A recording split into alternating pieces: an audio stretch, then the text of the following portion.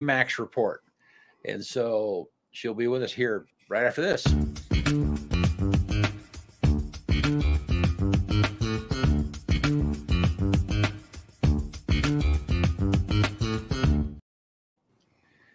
Hey there, how are you? Good. How are you guys? Good. We're sure glad you're here. Well, I'm glad I'm here. Yeah, you add youth and beauty, both. Oh, yeah. I don't know. Is it like on the screen the way that I'm seeing it, where I've got like boy bread and it's a girl sandwich with boy bread? Yeah, that's right. It is. The guest always goes in the middle. Yeah, the guest always goes in the middle. Yeah. There we go. So, hey, how are you doing? Pretty good. How are you guys? Well, I know how you guys are a little bit since you're all hiding out in your own spaces. Yeah. We're sniffling, and you and I were talking earlier how it's like it's difficult to tell the difference between a cold and what's going around, and so you just kind of act like it's spreadable. So well, everybody's had something, right? My kids are on a 5-day quarantine from school just because we don't want to play that game, and they had an exposure, so we're hiding out too. Everybody's had an exposure right now. I know. Everybody walking through Walmart is having an exposure. Yeah. But, you got to do the things. Yep. Yeah, absolutely. Well, good. Well, hey, talk to us today we're going to talk about our subject. Talk to us. And I think it's kind of about FSBOs, right? Well, a little bit. Yeah. A little bit about why someone should choose an agent rather than selling the home themselves. Well, and it's easy for realtors to toot their own horn that way, I think, but there are some real legitimate reasons why it benefits a seller to work with a realtor. And that's mainly what I want to touch on. It's not just, hey, you should hire me and make sure my kids can eat. It's, hey, let's work together to make sure that you and I can both make this happen for you. I know that people, especially in this market where Zillow is so easy to use and we all have a phone in our hand that's connected and we can all see everything that is actively on the market right now. It's so easy for people to be like, oh, what are they doing? They're not doing anything. My house is selling itself. And I mean, in a market like this, it is absolutely a seller's market. And so the marketing of a home where it may have previously been, a little bit more of a challenge and a little bit more of a niche thing that realtors could help you with. Now the use of a realtor has come to, how do I navigate this so that I can put the most money back in my pocket? Because a seller's market comes with its own complications. I think the first thing that I want to chat about is pricing. I think that is the main thing that sellers are concerned with when they're trying to sell their house. How much money can I sell my house for? I want the most money that I could possibly get, which of course everybody does. If I listed my house today, I would want the absolute maximum amount of money in my pocket, and I would want every buyer to pay me that amount of money. But the reality is we have to match our market, and that is where it gets a little tricky. I have what's called a designation. You'll see realtors who've got little letters after their name, GRI, ABR. I have a designation that certifies me as a pricing strategy advisor, which means I've taken special education to teach me the ways to read our market. That combined with, years of experience, teach you how to find the value of a home. It is not an appraisal, but it is meant to price your home appropriately so that when you have an appraisal, you don't end up getting kicked in the shins with an appraiser who says, oh, your house isn't worth even close to that. So the way that I'm working with sellers to price their home is I'm doing what's called competitive market analysis or comparative market analysis. You'll hear it both ways. And I'm looking at your house and I'm taking homes that have similar features, age, size, square footage, bedrooms, bathrooms, location, and condition. Those are the big ones. And I'm factoring those against other houses that have sold within this same little market. And I'm adding and subtracting value based on what your home has and doesn't have to really negotiate that. So what a lot of people who go FSBO, for sale by owner, we call it FSBO, do is they'll have agents come over and do one of these because we do them for free. This is a service that most agents will offer just because. And they'll take those values and they'll run with them. The problem with that is that I see a lot of agents who've given values in a competitive atmosphere that they can't make happen in the real world. Kind of a little bit of a tricky hot button to touch on, but in the market, we call that buying a listing, and it's incredibly unethical, but it's not unheard of, and there's room for people to say it's very subjective. I could see value where another agent could not, and vice versa. So my theory on that is always, if that realtor's sign is not in the yard, they have no skin in the game to back up their value. So I'm talking to my sellers about that. I'm saying, hey, I want to sell this because it's my reputation on the line as well as dollars in your pocket. If my name's there and it's sitting for 3 months, I'm not doing a very good job pricing your house.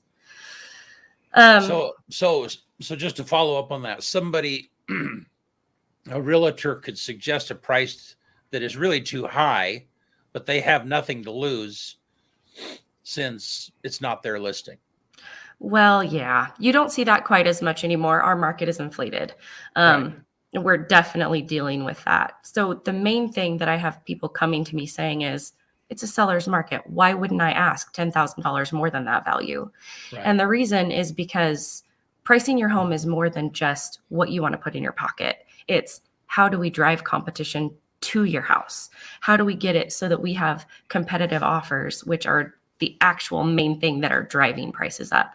My average sale price last year was at 102% of asking price. And the reason for that was not because I was pricing over market. It was because I was pricing at market and I was getting people to come in and compete for that value. Good. So marketing is the next thing, of course.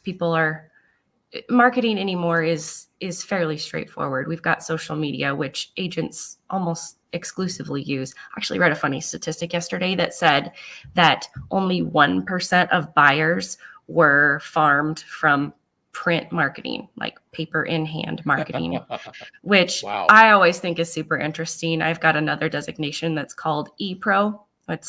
It means I have a special designation in how to be a little bit techie for my clients. And we hear about those statistics all the time, that it is not print marketing that's winning buyers or selling houses, but people are really kind of hung up on that print marketing sometimes.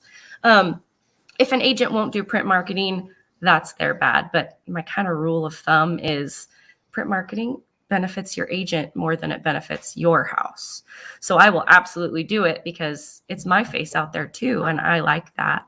But the main exposure that I think houses are getting is from agents talking to other agents about buyers that they know exist in the marketplace. If I've got a house that has 10 offers on it, I'm only accepting one of those offers. There's 9 buyers left. And I know whose agents have those buyers. When I go and list a similar house, I'm going to be calling them. So it's definitely an advantage there. We also have a fun little trick that only realtors can do in this market, and it's specifically through the RMLS. And that is coming soon, no showing to listings. So you can do kind of a little, hey, this house is coming on the market and you need to be showing your buyers this right now. It's not ready to show quite yet. You can do that up to a month in advance. I've done that on a couple, and I've had really good results of getting just a load of showings within that first week. And days on the market is pretty low. Average days on the market for typical residential listings in this it's like less than 10 days on the market if you're doing it right. Wow. If it's more than that, you're probably pushing it a little bit on the value. Ma'am, these yahoos out here don't know what a RMLF is. Regional multiple listing service. Oh, okay. So the multiple listing service is where agents connect their listings. It's the database that all realtor listings are sourced through. So Zillow, Realtor.com, Trulia, Redfin, all those, they feed from the MLS in your area. So an agent lists a house. They don't put it on Zillow. They put it on their MLS service, and that then feeds to everywhere else. So there are statistics about how much money a person will actually put back in their pocket using an agent versus not.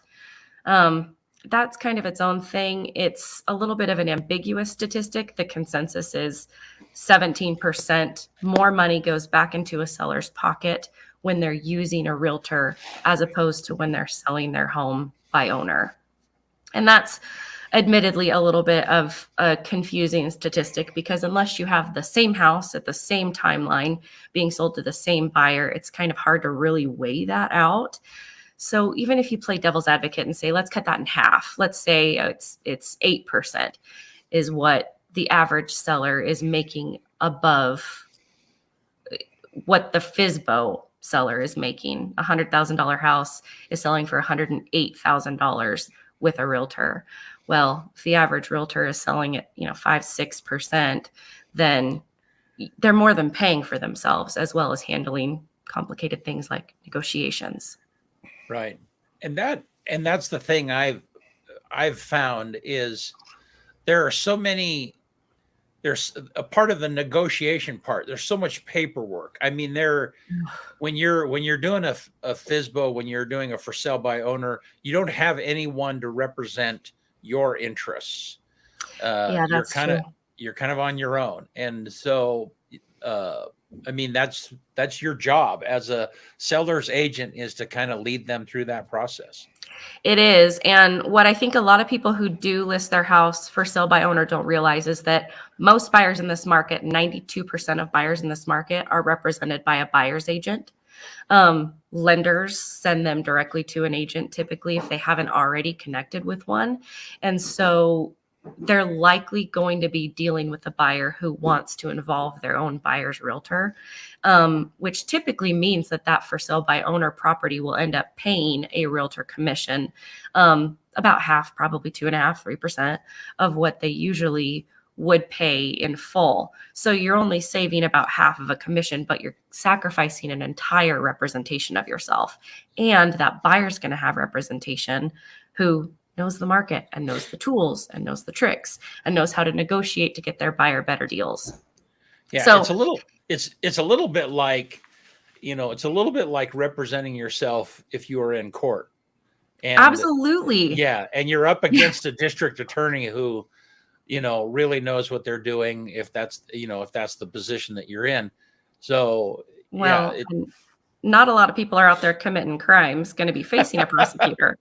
But a lot of people are out there selling a house that is their biggest asset. This is your biggest transaction you will probably ever have, or one of them. And it is a way to, continue to grow your wealth. And so, I mean, you're not going to, if you have complicated taxes, you're not going to be, relying completely on yourself.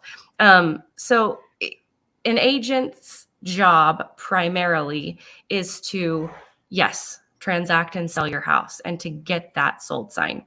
But in this fun little community that we have, there are different priorities, mine in particular. My very first priority when I'm working with a client, in particular a seller, is client satisfaction and making sure that when they're out chatting about me, when they're out talking about, what happened in their transaction, that they can say, yeah, she did a good job. She earned it. So that's really important. And that's important to not just me, but everybody in my office. Our clients are a lot more than just a means to a commission check. We live here and we're going to be living here, and so are our clients. So we want to make sure we leave that positive aftertaste. So what, if I'm wanting to sell my house, what should I look for in an agent? Experience, definitely. You want somebody who's got a good reputation. Ask around. I mean, if people have worked with a realtor who they've really liked, chat with that realtor, chat with them about why. I work on a referral business. A lot of my clients are people who I know personally, who are repeat clients or who are referrals from my clients. And I have clients who I've served well who have sent me, gosh, handfuls of clients, bless their sweet little hearts. Because you want to give somebody an experience that says, hey, yeah, this was a benefit to me. I want to share that benefit with you. So that reputation is so important, but a commitment to excellence is next. You shouldn't be working with an agent who you can look back on their previous listings and see they're putting up junky photos, or, you want to say, hey, what are your average days on the market? How long is it taking you to sell houses? Those kinds of things. I was just, while you were talking, I was scrolling Facebook, and your husband shared the video, and it says, "Here's your morning eye candy." Oh, what a turd. I have him locked in the bedroom. I was just looking to see it, like for the next segment I just came across. We'll keep him around. Yeah. For a little while, huh? So we all know that when we're getting ready to sell a house, you've got to clean it up and paint. And I mean, there's all of those stuff that an owner has to do to get ready to sell. What are some of the biggest don'ts that someone, what's a list of things that they should not for sure do if they're going to sell their house? So if you have a realtor, and this is another thing with having an agent involved, there needs to be a degree of separation between a seller and their buyers. There is an emotional connection with a seller and their home. People are very connected to their homes, particularly now. I saw another fun little statistic that said that 70% of people after the pandemic admit to more of an emotional connection with their houses these days, which I totally get, because this has been our hideout. This has been our sanctuary, way more than it ever was before. So that emotional connection and the separation there is big. So let your agent be the go-between. The other, actually probably even bigger than that, is do not be a blabbermouth. You should not be out on social media talking about how motivated you are to sell, what's wrong with your house, what you hate about it, what you love about it, what your neighbor's doing. You shouldn't be talking about the amount of offers you've received. You shouldn't be talking about how much those were. Nothing like that. When you're getting ready to sell your house, loose lips sink ships. So do not be chatty. And agents, that is the exact same. When I'm representing somebody, if it doesn't benefit my client to say, and I don't have an ethical obligation to share, then you just don't, because it is not a benefit to anybody. Yeah. That's the biggest one. The other one is don't hesitate to scale back on all your stuff. When my husband and I sold our house a few years ago, we got a storage shed, and I cleaned out like half of my stuff. Anything that you don't need right this second, that should go in the storage unit if you want top dollar. And if you live streamlined, that may not be the case for you, but when you're a hoarder. Who lives streamlined? Who does that? Who even does that? I don't know who lives streamlined. Yeah, it's funny because we were, as Tanya and I are watching, these shows where we like watching these tiny home shows. We would never live in a tiny home, but as you watch, it's like, where's all their stuff? Or these remodeling things. I mean, they show these homes without any stuff. I mean, there's no way you could live that way, but no, and you're not supposed to. So the goal, of course, in doing that is to get it sold as quick as possible so you can get back to living as quickly as normal as you can, as quickly as possible. Yeah. And that's my goal. Transactions can get really complicated. A lot of issues can arise. I've had some really crazy ones come up this year. I've had some really funky lot line discrepancies. Had to negotiate some easements where access was needed to get to certain places. Things that have really complex solutions that Joe on the street probably isn't anticipating about his property. Or maybe he bought his house with a realtor and didn't realize that this is something that happened behind the scenes previously. And now we need an agent to handle it. So there are some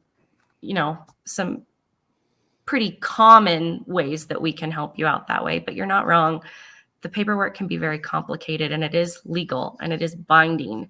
And there are legal ramifications if that's done incorrectly. And as a seller, the benefit to having some protection there from a seller's agent is invaluable. Awesome. All right. Well, any last words that you want to leave us with?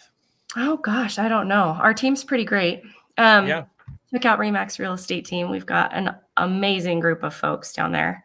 Yeah. And just come pop in and visit. And you guys are right downtown across the street from the closed Umpqua branch, right? Right in between Finance of America Mortgage and Bella. So get your lending, get your chocolate, come see me. Good. All righty. Well, Amanda, thanks so much for being here with us this morning. And thanks, Remax, for being a part of our show. We'll talk to you soon. Thank Bye, you. guys.